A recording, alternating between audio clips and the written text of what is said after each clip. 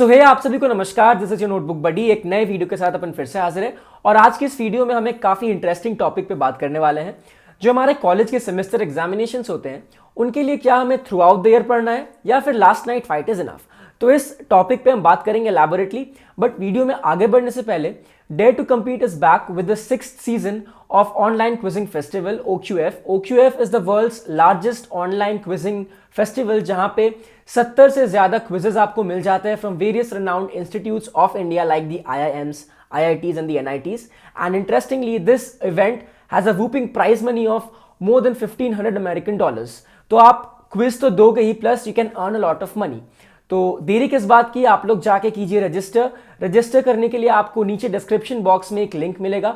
उस लिंक पे जैसे ही आप क्लिक करोगे आपसे रेफरल कोड मांगा जाएगा, तो स्क्रीन पे आने वाले इस रेफरल कोड को यूज कीजिए, यह आपको नीचे डिस्क्रिप्शन बॉक्स में भी मिल जाएगा। तो जैसे ही आप इस लिंक पे क्लिक करोगे आपको कुछ ऐसा इंटरफेस दिखेगा, आपको पार्टिसिपेट पे क्लिक करना है एंड उसके बाद आपसे ईमेल एंड रेफरल कोड मांगा जाएगा। तो आप दोनों चीज एंटर कीजिए एंड उसके बाद डेयर टू कम्पीट का ये इंटरफेस खुल जाता है।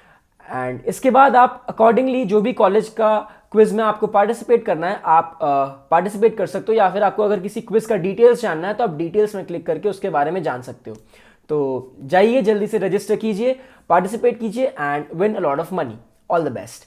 तो अब चलिए आगे बढ़ते हैं अपने वीडियो की ओर। तो आज का जो हमारा टॉपिक है कि जो हमारे कॉलेज के सेमेस्टर एग्जामिनेशंस है उसमें हमें किस तरह प्रिपेयर करना चाहिए, साल भर पढ़ना है या फिर जो लास्ट का कुछ पीरियड होता है 1 महीने का 3-4 हफ्ते का, उसमें अगर आप पढ़ोगे तो आपको अच्छा खासा नंबर आ जाएगा। अब यार एक बात समझना ध्यान से कि जब आप जाते हो इनिशियली कॉलेज में एज फ्रेशर्स, तो आपको 2 चीज़ बहुत ज़्यादा सुनने को मिलता है।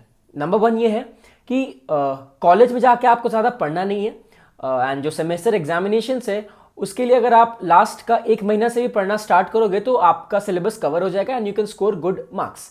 एंड जो बाकी का टाइम है you can invest in various activities, कुछ स्किल्स सीखना है तो आप उसमें इन्वेस्ट कर सकते हो। तो ये पहला चीज़ है कि 1 महीना पहले से अगर आप पढ़ना स्टार्ट करोगे तो आपको अच्छा नंबर आ जाएगा अपने सेमेस्टर के एग्जामिनेशंस में।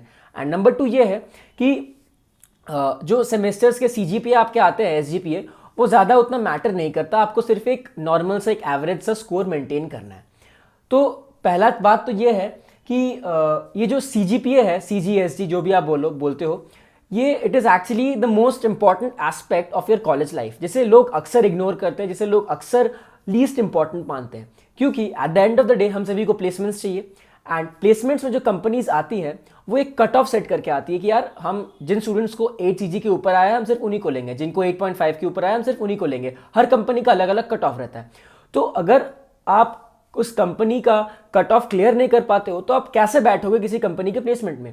हाँ, हो सकता है कि कोई एक ऐरा कोई कंपनी आता है जिसका कट ऑफ थोड़ा कम है, अब उसमें बैठते हो, but as we all know that it is the survival for the fittest. अगर आपको अच्छा कंपनी नहीं मिलता है तो ऑब्वियसली 4 साल आपका बर्बाद है। तो अच्छा प्लेसमेंट के लिए you need to have good CGPA, तभी आप कट ऑफ क्लियर कर पाओगे। तो ये था पहला चीज कि you need to score good CG। अब CG स्कोर करने के लिए हमें क्या करना है, वी नीड टू स्टडी।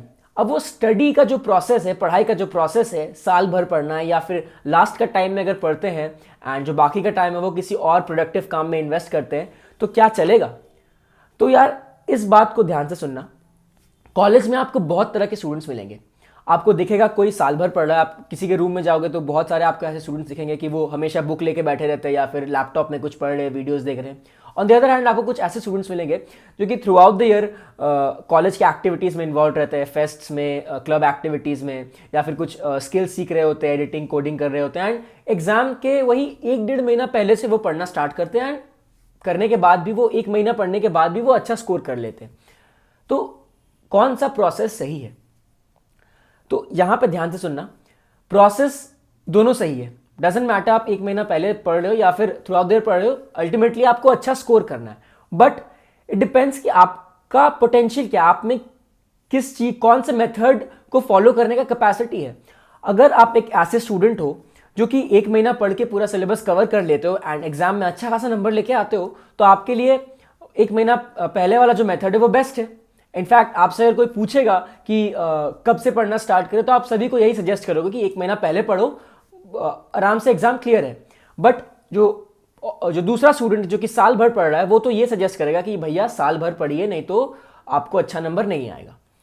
तो again it is on that individual कि वो कौन सा मेथड को फॉलो कर पाएगा। अगर आप जल्दी ग्रास्प नहीं कर पाते हो तो you can always study throughout the year. Throughout the year का मतलब ये नहीं कि you need to study every day, इसका मतलब ये है कि आप धीरे धीरे सिलेबस को कवर कीजिए instead of covering it in just 1 month. अब जो सबसे इंपॉर्टेंट चीज है वो ये है कि इस 1 मंथ के फंडा को फॉलो करने के चक्कर में बहुत सारे स्टूडेंट्स क्या होते हैं, उनका खराब नंबर आ जाता है। क्यों? क्योंकि उनमें वो 1 मंथ का कैपेसिटी नहीं होता है। वो 1 मंथ में यार सक्सेसफुल होने के लिए एक फंडा है, ध्यान से सुनना, कि अगर आप 1 महीना पढ़ के अच्छा स्कोर करना चाहते हो, उसके लिए फंडा ये है कि आपको जानना पड़ेगा कि यार आपका सिलेबस क्या है, आपके चैप्टर्स क्या है, उन चैप्टर्स का कंटेंट क्या है। जब तक आपको पता ही नहीं, आपको सपोज अगर आप फर्स्ट टाइम खोल रहे हो अपना बुक या फिर जो भी नोट्स आपको मिला है, तब आप कैसे कवर करोगे 1 महीना में? जो स्टूडेंट्स कवर कर रहे हैं वो फेमिलियर है विद द टॉपिक। जब तक आप टॉपिक से फेमिलियर नहीं होते हो, आप उसे शॉर्ट ड्यूरेशन में कभी कवर नहीं कर पाते हो।